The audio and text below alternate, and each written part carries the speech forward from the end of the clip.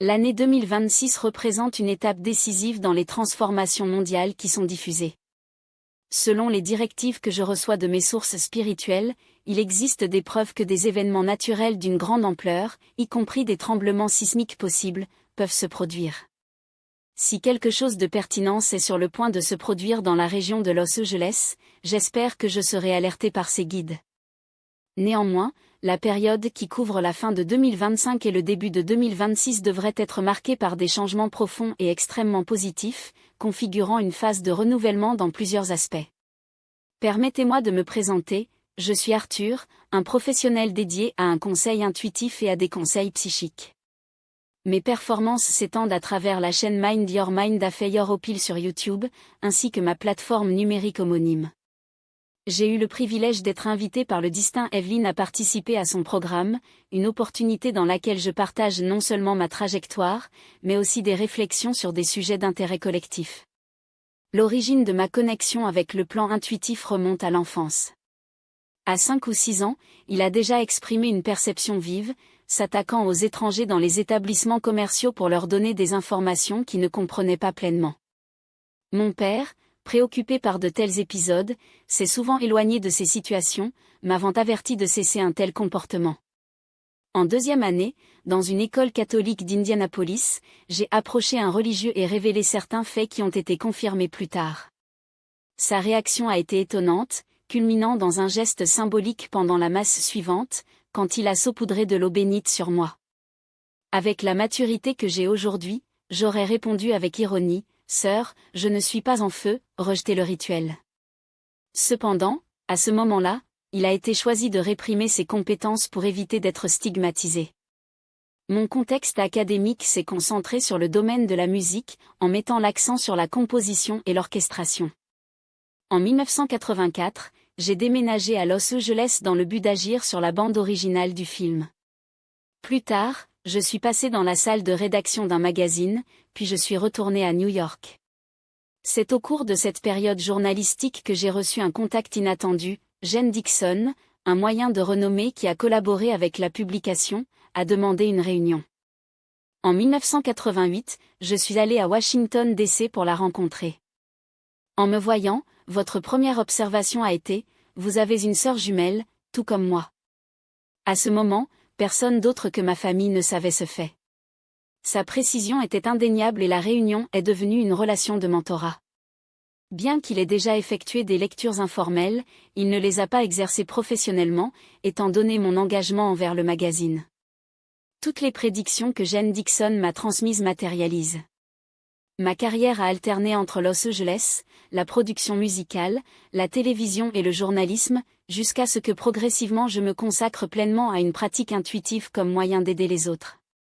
À un moment donné, l'une de mes compositions a été sélectionnée comme thème d'un programme, et a été invitée à reprendre le script, ce qui a entraîné 120 épisodes écrits par moi. Cependant, les circonstances politiques de l'époque ont conduit à ma démission. L'attaque du 11 septembre a aggravé ma situation professionnelle, coïncidant avec la mort de mon père.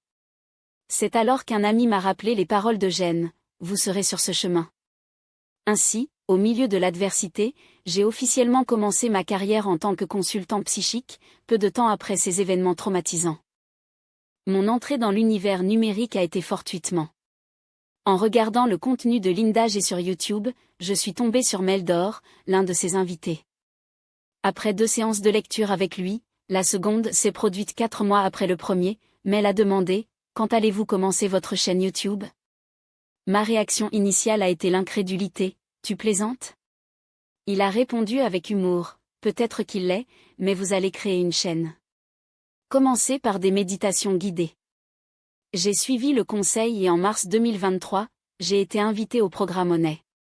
4 mois plus tard, j'ai participé à Linda G. Depuis lors, ma présence sur la plateforme s'est considérablement développée. Mes expériences vont au-delà du conventionnel.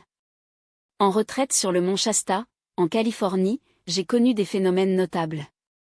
Après une méditation sur les pentes de montagne, des amis ont attiré mon attention sur un détail inhabituel, le mien. Les yeux avaient une brillance bleuâtre intense, résultant de l'absorption d'énergie du lieu. Plus tard, Le même jour, je suis tombée sur une femme avec qui j'ai établi une communication télépathique, sans avoir besoin de mots.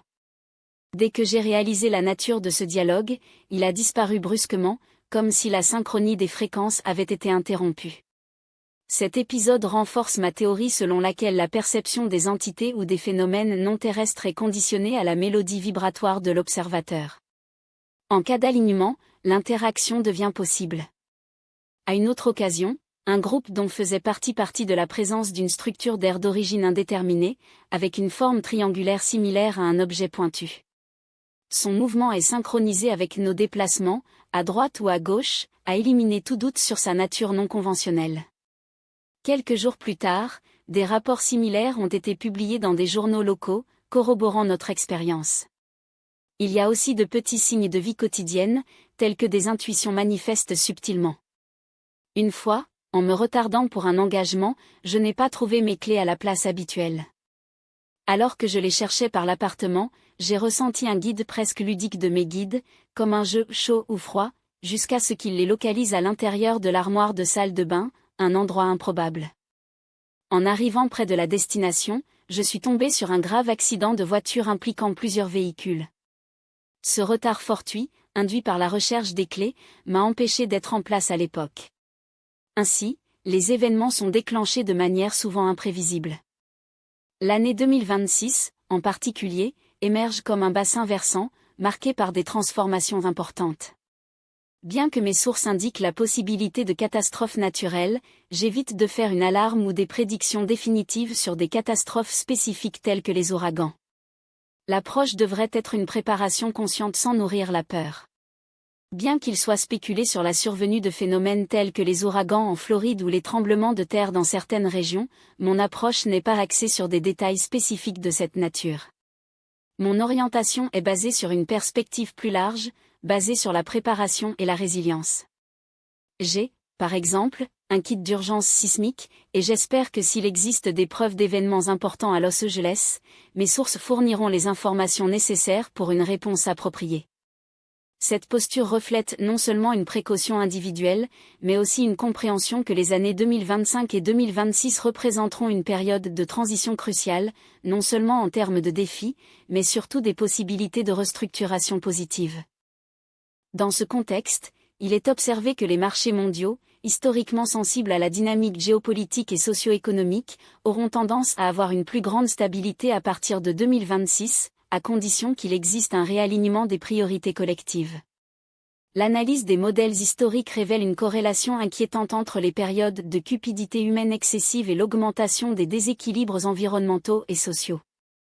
Les ouragans de plus en plus intenses, au point de considérer l'inclusion d'une catégorie à 6 classes sur l'échelle de classification, ainsi que d'autres phénomènes extrêmes, peuvent être interprétés comme des manifestations d'un décalage énergétique entre l'humanité et la planète.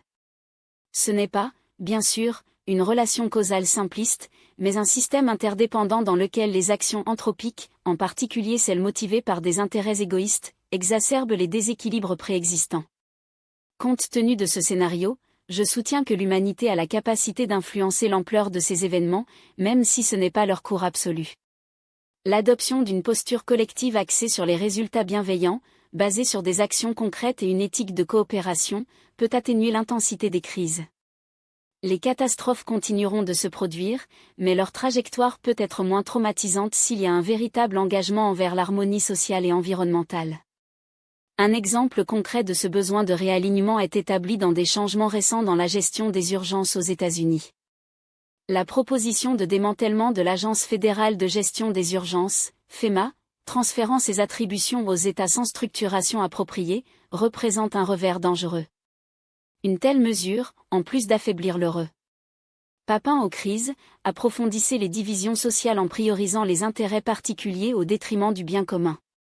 Surmonter ce modèle nécessitera inévitablement un changement d'administration qui restaure non seulement les mécanismes de protection civile, mais aussi la cohésion nationale. La polarisation cultivée artificiellement, basée sur des récits de « nous contre eux », n'a servi que ceux qui bénéficient du chaos, tandis que la majorité de la population a les conséquences. L'unification de la société autour des objectifs communs, bien que initialement motivée par la résistance à un ennemi perçu, peut catalyser les transformations structurelles. L'histoire démontre que les systèmes oppressifs s'effondrent lorsque la population précédemment fragmentée reconnaît leurs demandes et leurs agrès partagés de manière coordonnée. Dans ce processus, le rôle des médias devient décisif.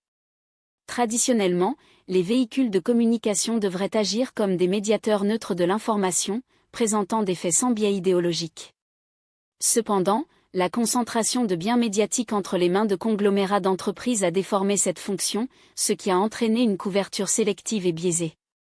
Des manifestations massives, comme ce qui s'est passé à Los Angeles avec la participation de 36 000 personnes, sont systématiquement souterrains par les réseaux traditionnels, car des plateformes alternatives, beaucoup d'entre elles progressives et indépendantes, ont comblé cette lacune, offrant un contrepoint au récit dominant.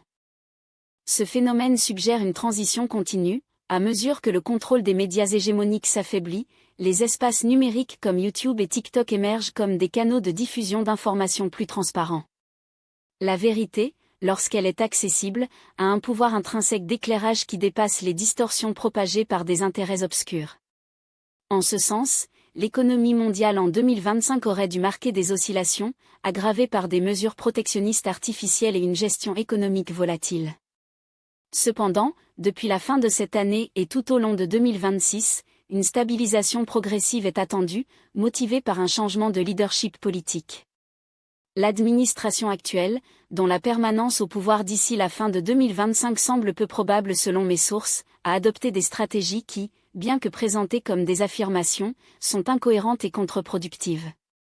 L'imposition de tarifs, par exemple, a été conçue comme un instrument de pression, mais son application erratique, parfois mise en œuvre, parfois suspendue sans critères clairs, a généré une incertitude sur les marchés et la résistance internationale.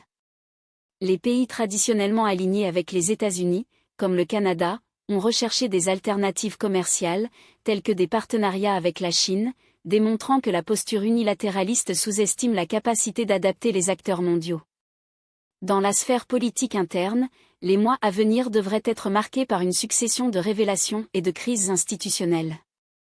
Depuis mars 2024, lorsque j'ai prédit le début d'un processus de déstabilisation de l'administration actuelle, symboliquement associé à la « fissuration du miroir », des événements tels que la diffusion de défaillances graves dans la sécurité stratégique de l'information, comme le cas impliquant la transmission de plans militaires par des applications non sécurisées, ont corroboré cette projection. Le marché financier, à son tour, bien qu'il puisse présenter des récupérations occasionnelles et induites artificiellement, tendre à une trajectoire de baisse, reflétant l'instabilité sous-jacente. Au cours des mois suivants, en particulier entre avril et mai, nous regarderons une série d'épisodes qui déclencheront un effet surprise et l'indignation collective, des moments où la population remettra en question « Comment pouvons-nous arriver à ce point ?» L'accumulation de scandales, y compris les allégations de fraude électorale et de pratiques douteuses, devrait atteindre un seuil critique entre juin et juillet, lorsque la pression de responsabilité deviendra irrésistible. En septembre, il est possible de se produire un point d'inflexion, avec l'élimination ou l'affaiblissement définitif du leadership actuel, même si ce résultat peut s'étendre jusqu'à la fin de l'année. Quant aux tarifs, sa gestion chaotique, parfois activée, maintenant révoquée sans justification technique, expose une stratégie de fortune, plus proche d'un jeu de pouvoir qu'une politique économique cohérente.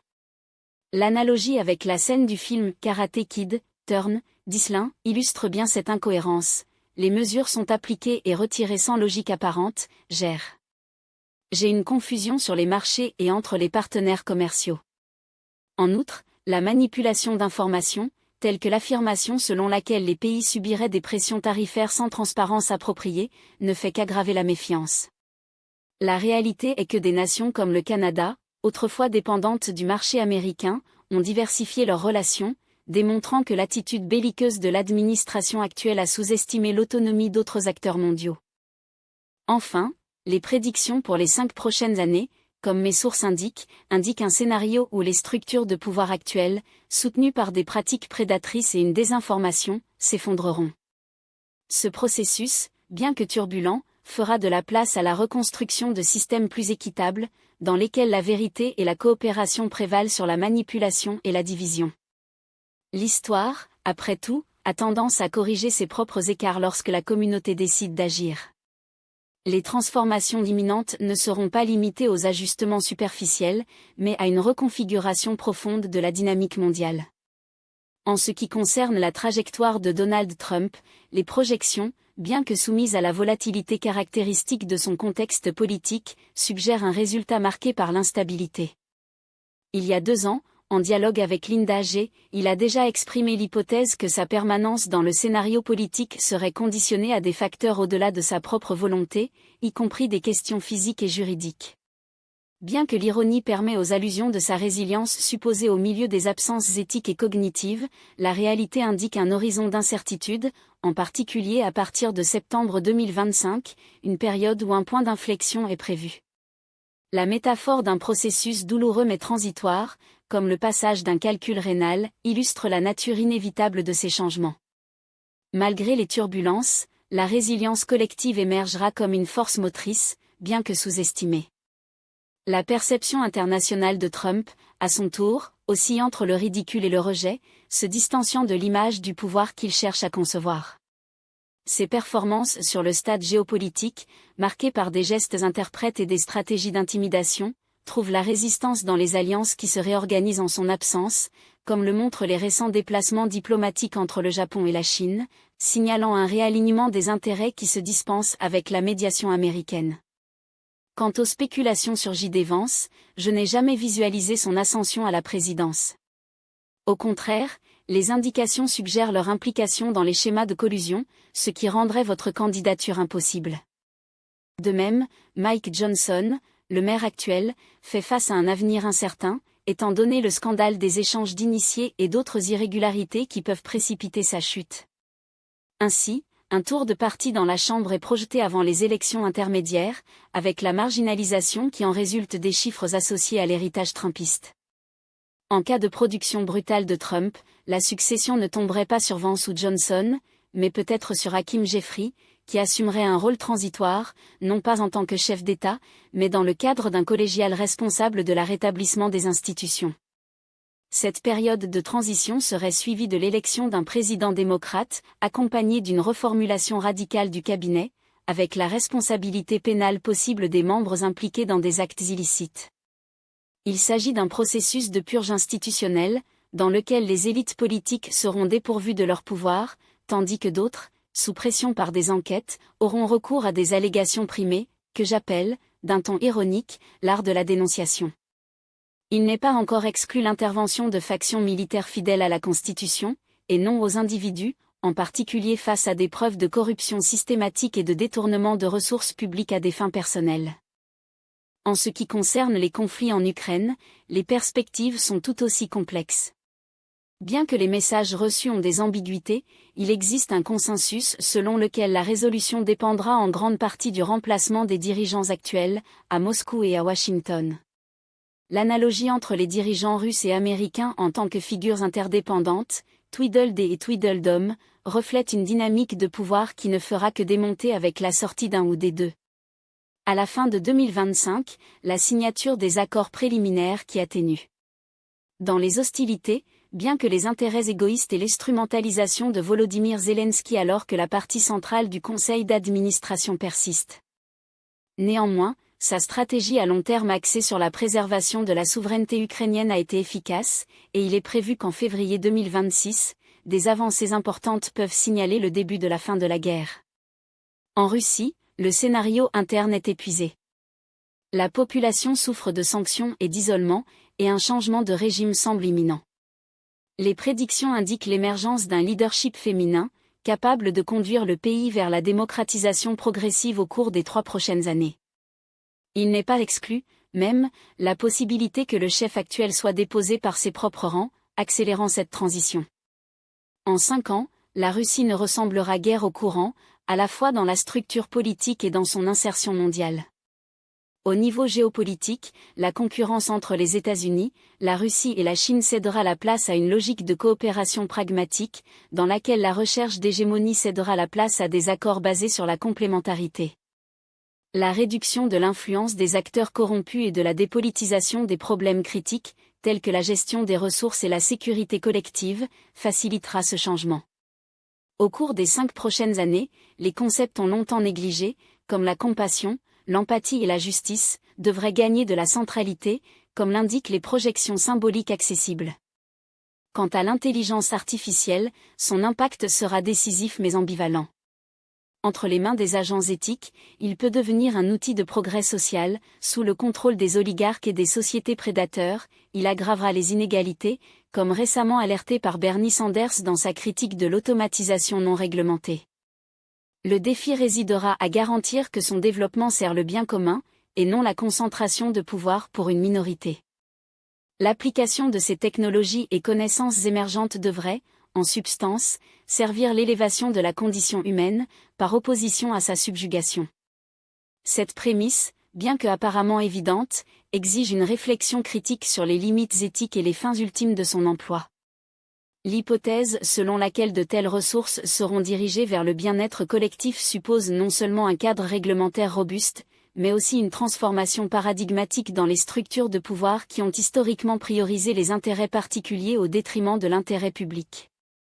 Dans ce contexte, une question ontologique et épistémologique émerge, la possibilité d'interaction avec les formes de vie non humaines, les intelligences extraterrestres ou les dimensions de la conscience qui ne sont pas encore entièrement comprises par la science conventionnelle.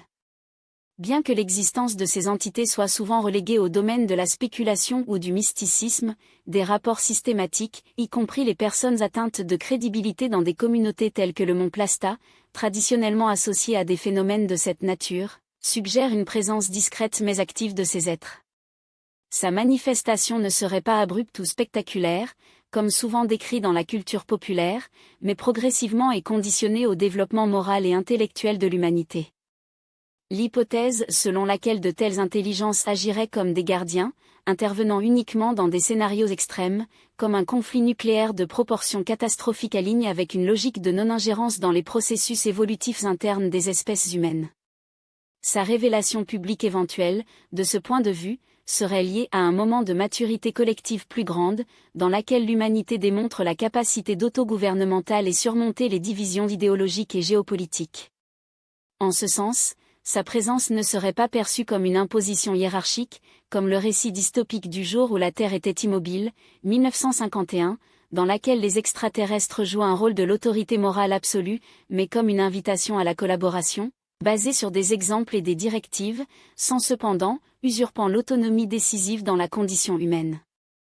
Le principe du libre arbitre sur cette image reste intouchable. Toute intervention externe, aussi bien intentionnée, ne remplacerait pas la responsabilité humaine de résoudre leurs conflits politiques, sociaux et existentiels. Cette dynamique fait référence à la métaphore d'Edisonien de la faillite comme l'étape nécessaire du progrès, tout comme l'inventeur a compris chaque F. Raccazo en tant qu'élimination des chemins improductifs, les idées fausses collectives, y compris celles de nature électorale ou idéologique, pourraient être réinterprétées comme des opportunités d'apprentissage. Celles qui, dans un moment de déception, reconnaîtraient les conséquences des choix passés, ils ne correspondaient pas à la dérision ou à l'exclusion, mais à l'offre d'alternatives constructives, basées sur une pédagogie et un dialogue. Cette approche intrinsèquement progressive fait partie de l'hypothèse que la cohésion sociale est plus efficace que la fragmentation. Surmonter les impasses civilisationnelles actuelles dépendra en grande partie de la capacité d'intégrer ceux qui, en réalisant les limites de leur paradigme précédent, recherchent de nouvelles références éthiques et politiques. En ce sens, l'union n'est pas une simple rhétorique, mais comme une stratégie pragmatique pour construire un avenir viable. Enfin, il est à noter que la trajectoire décrite ici, que ce soit dans la portée technologique, spirituelle ou sociopolitique, n'est pas réalisée de manière linéaire ou prévisible. Son résultat dépendra en fin de compte des choix collectifs et de la disposition à transcender les dogmes qui ont jusque-là avoir gêné l'évolution humaine. Que ce débat serve donc, comme une invitation à la réflexion critique et à l'action consciente, dans la certitude que, comme Arthur Schopenhauer l'a déclaré, la vérité passe par 3 étapes. Premièrement, elle est ridiculisée. Deuxièmement, il est violemment combattu. Troisième, il est accepté comme étant évident.